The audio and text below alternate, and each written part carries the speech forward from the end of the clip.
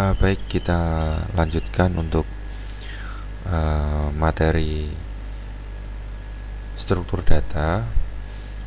Di sini kita melanjutkan untuk materi struktur data. Materi yang ketiga, di sini kita akan bahas tentang operator perbandingan. Oke, di sini ada operator aritmatika dan operator untuk logika. Oke, baik, langsung saja kita buka editor Notepad ya, Notepad++. Di sini kita copy filenya dan simpan dengan nama arithmatica.py. Kita buka, terus kita simpan. Pastikan di folder yang sebelumnya ya. Kemarin pakai dokumen latihan Python, di sini save as tab-nya di sini all tab. Name-nya adalah arithmatica.py. Oke, seperti ini. Terus kita jalankan. Kita buka command prompt. Oke, di sini kita cari posisinya berarti kita masuk ke direktorinya dulu, cd spasi dokumen,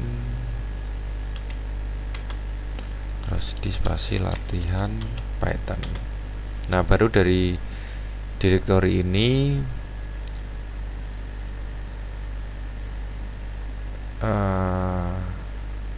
ada ada filenya. Oke, tadi notepadnya mana? Notepad. Oke. Oke, terus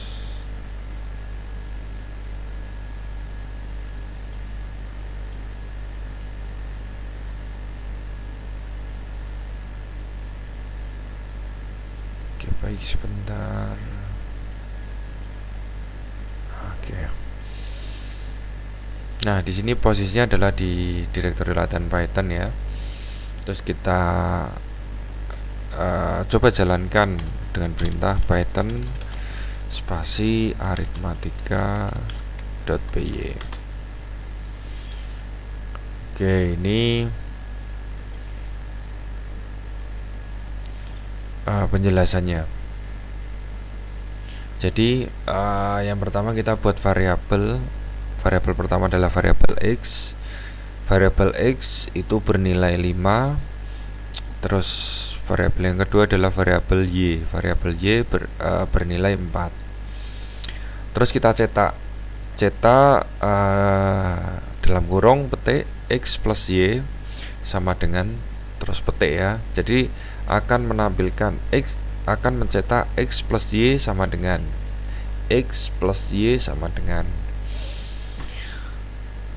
koma. Nah, ini baru operator aritmatikanya. X plus y berarti perhitungan dari nilai 5x plus y nilai 4. 5 plus 4 sama dengan 9. Terus yang kedua, print dalam kurung sama ya, dalam kurung petik x strip y sama dengan petik akan mencetak x strip atau minus y sama dengan, terus koma. Ini yang memisahkan antara karakter yang dicetak di dalam petik dengan sebuah operator aritmatika. Di sini akan dieksekusi langsung x minus y. X-nya itu 5 dikurangi 4 sama dengan 1. 5 kurangi 4 1 ya. Terus selanjutnya print x bintang y sama dengan, maka akan dicetak x bintang y. Terus eksekusinya x bintang y 5 kali 4 sama dengan 20. Terus print, cetak lagi dalam kurung petik x/y sama dengan, terus petik slash itu kalau bintang itu di dalam rata-rata pemrograman menggunakan bintang itu untuk mengidentifikasi sebuah perkalian. Sedangkan pembagian itu menggunakan slash. Jadi x/y di sini akan dicetak x/y sama dengan x bagi y, 5 bagi 4 1,25. Terus ada lagi nih, print x double slash y sama dengan x dibagi y.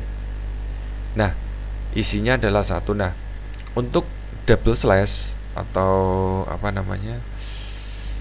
garis miring 2 kali itu di dalam Python itu diasumsikan bahwa pembagian kalau menggunakan slash 1 itu kan pembagiannya real, maksudnya 5 dibagi 4 kan memang secara perhitungan matematikanya kan memang 1,25. Ketika menggunakan x double slash y itu pembulatan ke bawah. Pembulatan di sini berarti adalah di setelah koma. Setelah koma itu dia akan pembulatan ke bawah. Berapapun nilainya ya. Jadi semua maupun di sini nilainya 1, di perhitungan realnya 1/1,9, dia tetap hasilnya adalah 1 karena pembulatannya adalah pembulatan ke bawah. Terus ada lagi print x persen y. Persen itu menjelaskan tentang modulus. Modulus itu adalah sisa hasil bagi. Jadi di sini kita akan cetak x persen y sama dengan di sini ya, x persen y sama dengan, baru dieksekusi x mod y 5 mod 4. 5 modulus 4 itu adalah 1 karena hasil baginya adalah 1. Sisa hasil baginya 5 bagi 4 kan 1,25. 1 ya, jadi masih sisa 1. Nah, sisa hasilnya itu adalah modulus. Terus print x bintang-bintang y. X bintang-bintang y dieksekusi. X bintang-bintang itu adalah pangkat. Jadi 5 dipangkat 4. Nah, pembacanya gitu. 5 pangkat 4 sama dengan 625. Itu untuk operator aritmatika ya. Terus selanjutnya perhitungan. Kalau ini perhitungan sederhana. Terus kita akan membahas bagaimana kalau perhitungannya tidak hanya menggunakan satu operator aritmatika. Di sini ada beberapa. Kita coba langsung. Kita copy. Terus kita buat file baru di sini ya, dengan nama perhitungan.py.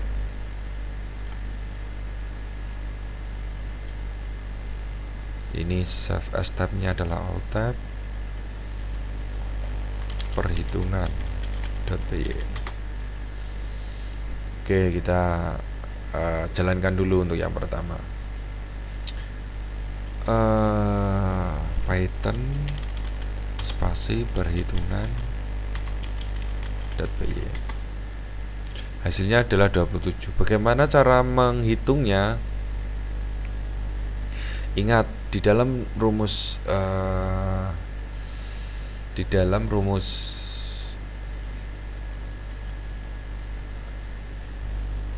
matematika itu ada perhitungan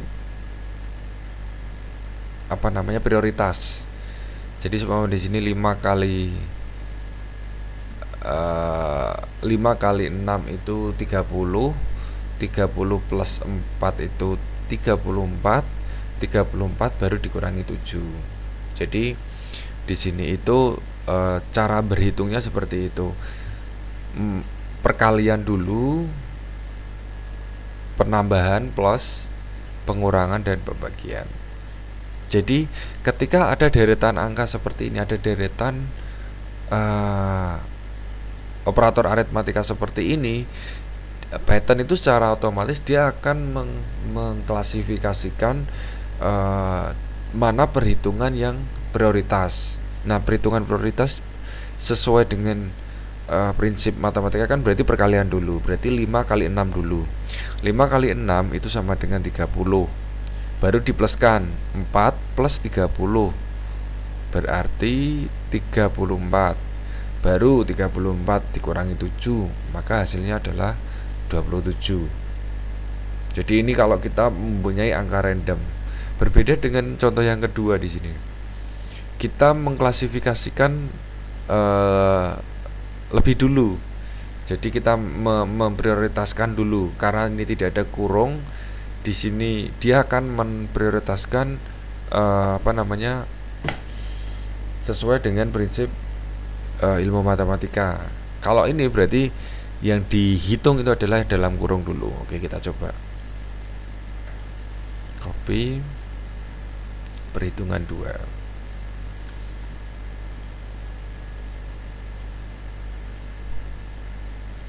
Kita simpan perhitungan 2.py. Save as tab-nya adalah alt tab. Oke, kita coba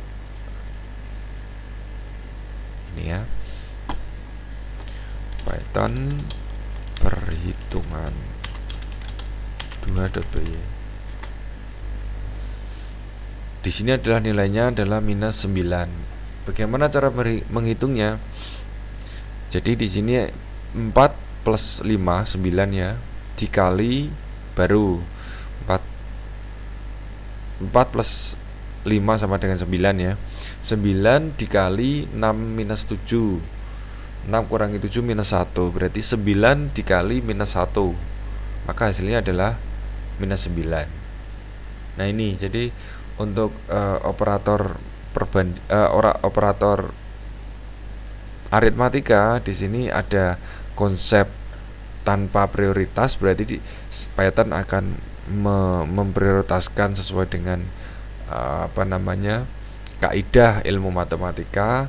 Ada lagi sistem prioritas yang kita buat dengan menggunakan kurung buka ataupun kurung tutup.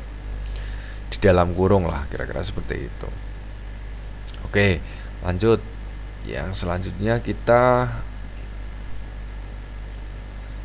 menggunakan operator logika.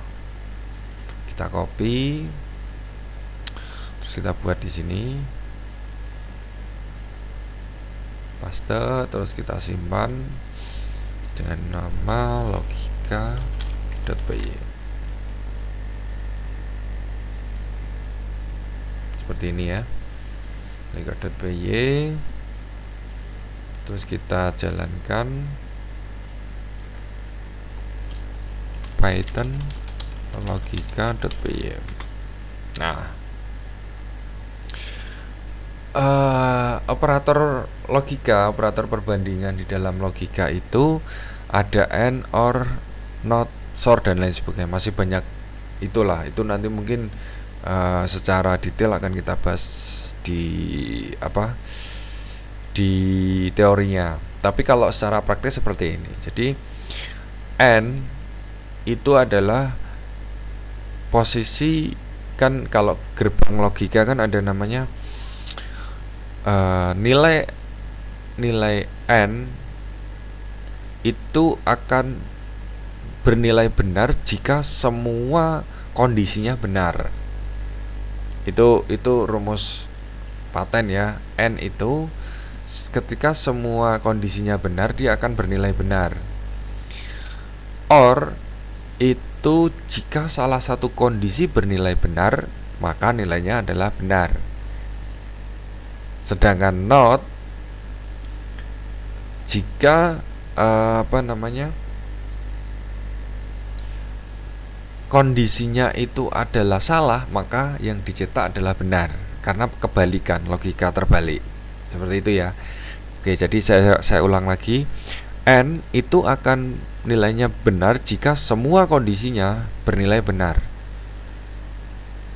OR itu jika salah satu bernilai benar, maka hasilnya benar.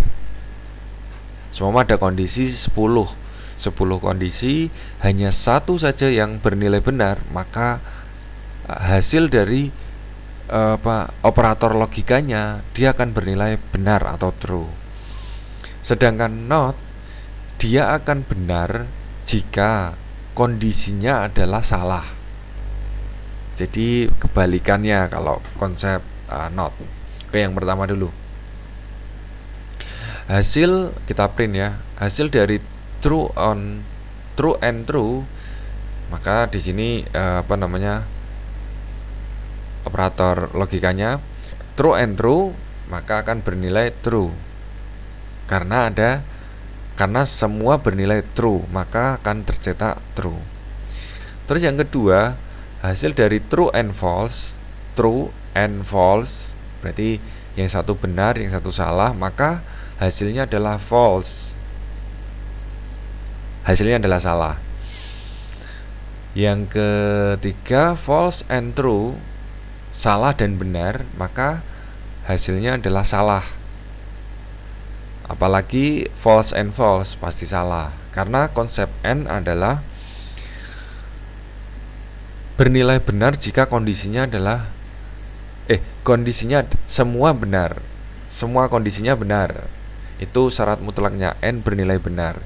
Jadi ketika ada perbandingan logika di sini, jika salah satunya ada yang bernilai salah, di dalam konsep N itu pasti bernilai salah. Kebalikannya dengan OR. Ya, kita bahas yang OR.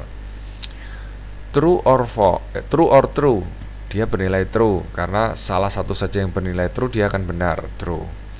True or false, benar dan salah, benar atau salah, dia akan bernilai benar. False or true, salah atau benar, berarti benar, karena sudah ada true-nya. False or false, dia akan bernilai false, salah. Makanya saya bilang kebalikannya. Kalau kita lihat hasilnya di sini, antara N dan true, ketika false and false itu pas jika salah dan salah, maka akan salah. Persamaannya hanya ini, dan jika nilainya sama. True or true berarti benar semua, itu baik N maupun OR itu hasilnya benar. Tapi jika salah semua, kalau menggunakan N nilainya false, kalau menggunakan OR bernilai false. Di sini sama ya. Kalau true or true nilainya semua true, kalau false and false atau false or false nilainya adalah false. Itu jadi N gerbang logika ya, gerbang logika N itu semua bernilai benar, baru hasilnya benar. OR jika salah satu kondisinya bernilai benar, maka hasilnya adalah benar. Terus yang not nih, hasil dari not true itu adalah false. Hasil dari not false di sini hasilnya adalah true. Jadi kalau kita baca hasil dari tidak benar, maka hasilnya adalah false. Hasil dari tidak salah kan benar. Tidak benar berarti kan salah kan gitu. Nah ini agak tricky. Konsep konsep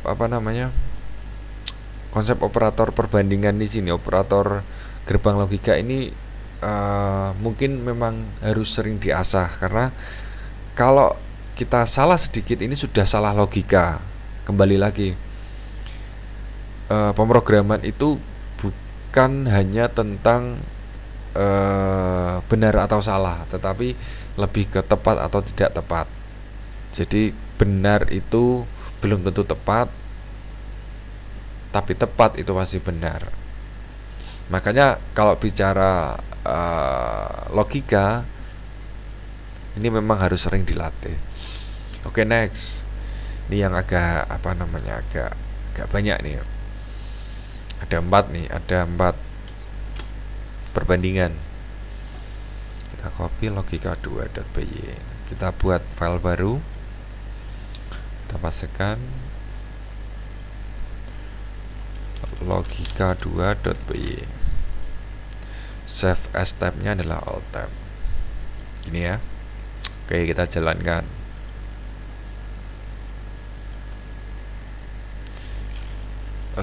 Python logika2.py. Oke, yang pertama, logika yang pertama, variabel pertama adalah logika pertama.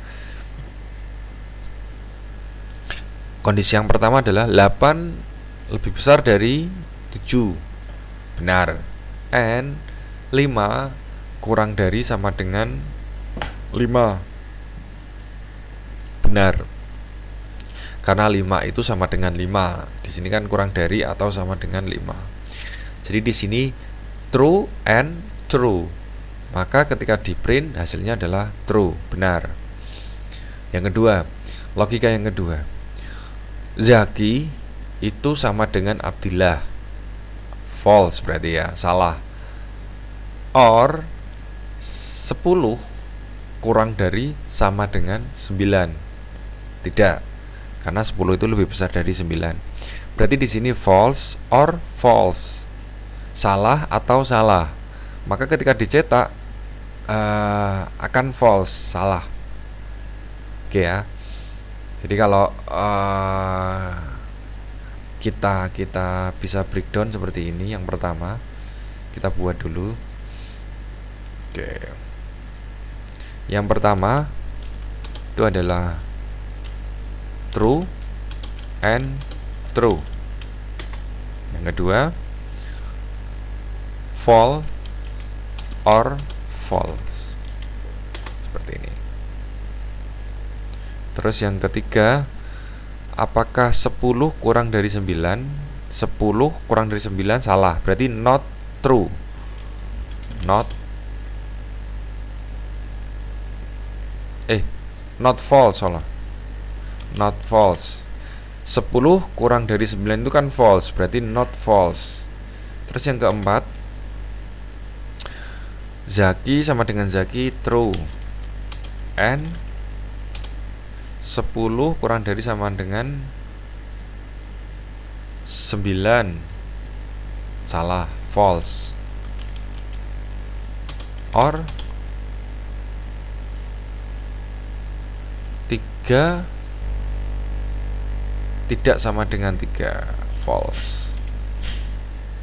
Oke, ini kalau saya bisa mencoba untuk mendeklarasikan seperti ini. Hasilnya adalah true and true itu adalah true. False or false dia akan bernilai false. Not false berarti true. True and false ini false jelas. False or false berarti adalah false. Gitu ya. Jadi di sini yang pertama 8 kurang dari 7 itu 8 lebih besar dari 7, maaf. 8 lebih besar dari 7 itu true, and 5 kurang dari sama dengan 5 true. Hasilnya adalah true. Zaki sama dengan Abdillah false di sini ya. Or 10 kurang dari sama dengan 9 false, karena 10 itu harusnya lebih besar dari 9. False or false maka akan bernilai false. Terus logika yang ketiga, not 10 kurang dari 9. 10 kurang dari 9 itu adalah false. Not false di sini ya. Not false berarti adalah true. Tidak salah itu berarti benar. Terus logika yang terakhir, Zaki sama dengan Zaki true. And 10 kurang dari sama dengan 9 false, karena 10 itu lebih besar dari 9. Or 3 tidak sama dengan 3. 3 tidak sama dengan 3, false. Berarti true and false or false. True and false. False or false berarti false. Itu ya. Jadi silakan Anda buat beberapa kondisi untuk mencoba mengasah logika operator gerbang logika di dalam pemrograman, karena ini sangat penting. Ini mengasah logika kita bagaimana menentukan sesuatu itu benar dan tepat. Baik, mungkin itu saja penjelasan saya untuk kali ini. Semoga bermanfaat. Terima kasih.